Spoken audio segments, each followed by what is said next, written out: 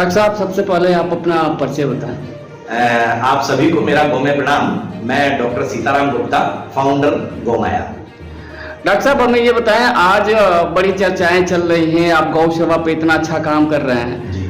क्या प्रेरणा देना चाहते हैं गौ सेवा को लेकर के, और जो आप कार्य कर रहे हैं इसके बारे में? सबसे पहले तो मैं छोटा सा ये बता दूं कि वैश्विक पर्यावरण संरक्षण और गौ संवर्धन पे अपना ये जो अभियान है ये चलाया जा रहा है। और कोरोना के समय आपने देखा होगा कि कैसे लकड़ियां नहीं मिलने की वजह से हजारों शवों को गंगा में बहा दिया था और पूरे भारत में कतारें लगी मोक्ष धामों पे।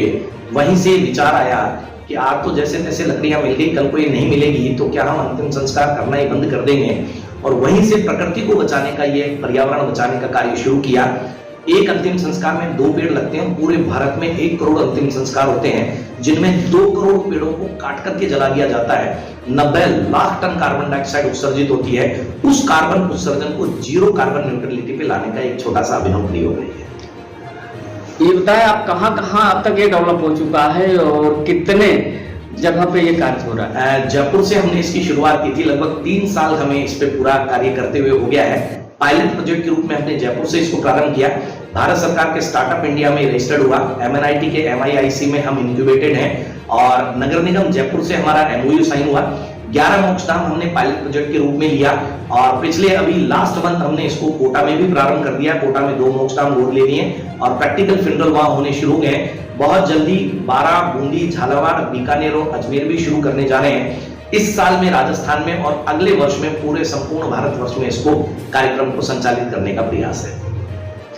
अब लोगों को संदेश, मैं सबसे पहले तो ये कहना चाहूंगा सभी को कि ग्लोबल वार्मिंग आज बहुत बड़ा मुद्दा है। केवल हम नहीं, पूरे विश्व की सरकारें इससे त्रस्त है और बड़ी बड़ी संस्थाएं इस पे काम कर रही है। अब वक्त आ गया है प्रैक्टिकल काम करने का, क्योंकि बातें बहुत हो चुकी हैं।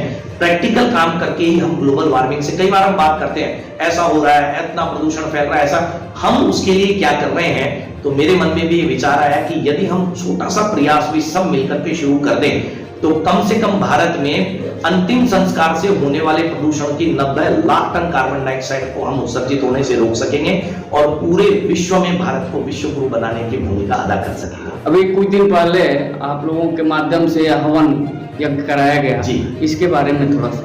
चूंकि मेरा ये विचार था कि कहते हैं विचार का आना, लोगों तक पहुंचाना, माध्यम भी बहुत जरूरी है। अब चूंकि अंतिम संस्कार से जुड़ा मुद्दा था तो मेरे मन में विचार आया कि शायद लोगों को अगर हम ये कहें कि साहब अंतिम संस्कार पे बात करनी, तो हो सकता है 4 लोग भी नहीं आते।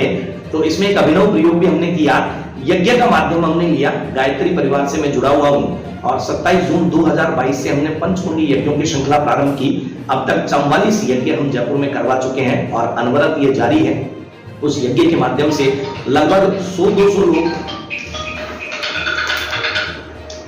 उस यज्ञ के माध्यम से लगभग 100-200, कहीं 100, कहीं 150, कहीं 50 लोग हमारे पास आते हैं। 1 घंटा लगभग यज्ञ होता है। आधे घंटे हम उनको इस बात के बारे में जानकारी देते हैं कि हम क्या कार्यक्रम करने जा रहे हैं और आपकी भूमिका क्या है। वहां लोगों से हम संकल्प भी दिवाते हैं कि पर्यावरण की रक्षा करनी है और नित्य प्रति एक गोगव्य घर में हमें काम में लेना है। जिस दिन घर घर में, हमारी टैगलाइन भी है, घर घर गौ में, हर घर गौ में, मिशन 25/47 है। अगले 25 सालों में 2 पेड़ हमें बचाने भी है और 25 करोड़ पेड़ हमें लगाने भी हैं।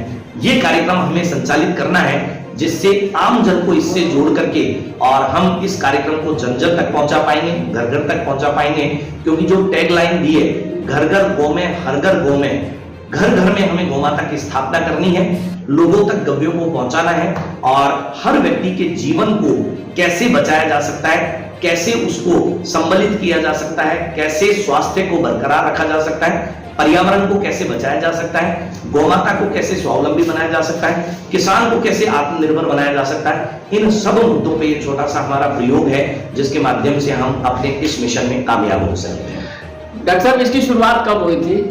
इसकी शुरुआत कोरोना के टाइम, मार्च 2020 में जब कोरोना आया था तो 1.5 महीने सभी खाली बैठे हुए थे बस वहीं से। और उन दिनों हम अखबारों में खबरें पढ़ते रहते थे कैसे प्रदूषण हो रहा है। आपने भी उन दिनों खबरें पढ़ी होगी, यमुना अपने आप साफ हो गई, गंगा अपने आप साफ हो गई। तो लगा कि अब प्रकृति तो सब कुछ ठीक करने का काम करती है, फिर बिगाड़ता कौन है। विचार आया बिगाड़ने का काम हम कर रहे हैं तो हमें ही अब कदम उठाना पड़ेगा इस प्रकृति को पुनः उसकी स्थिति में लौटाने का, और शायद इस प्रयास से ये कार्यक्रम हम कर पाएंगे। कोरोना काल में इतनी समस्याएं आई थी उस समय आप लोगों ने काफी प्रयास किया, उसके बारे में। कोरोना बहुत बड़ा मुद्दा तो ये था कि घर से निकलना ही दुभर होता था। मैं आपको एक जानकारी दे दूं, घर तक तो ये बात अब तक तो पहुंच चुकी है। मैं घर से जब निकलता था तो घर से ये बता के नहीं निकलता था मोक्षधाम पे जा रहे हैं, वरना घर वाले निकलने नहीं देते, कहते थे साइड तक जा रहे हैं। फिर मैं मोक्षधाम जाता था, वहां पूरी जानकारी लेता था, कितनी लकड़ी लगती है, कितना घी लगता है, कैसे कार्यक्रम करते हैं, कैसे प्रदूषण होता है। उन जानकारियों को लेकर के जगह जगह गए, नागपुर गए, भोपाल गए, इंदौर गए, दिल्ली गए, जयपुर में जानकारी ली और पता चला कि पूरे भारत में लगभग एक ही तरीके से अंतिम संस्कार का कार्यक्रम निपटाया जाता है।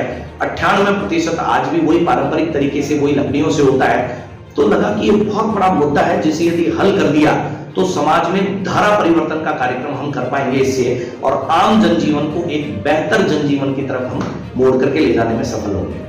बहुत बहुत धन्यवाद डॉक्टर साहब, आप लाइव न्यूज़ नाउ चैनल कार्यालय में पहुंचे, आपका बहुत बहुत धन्यवाद। Thank you sir.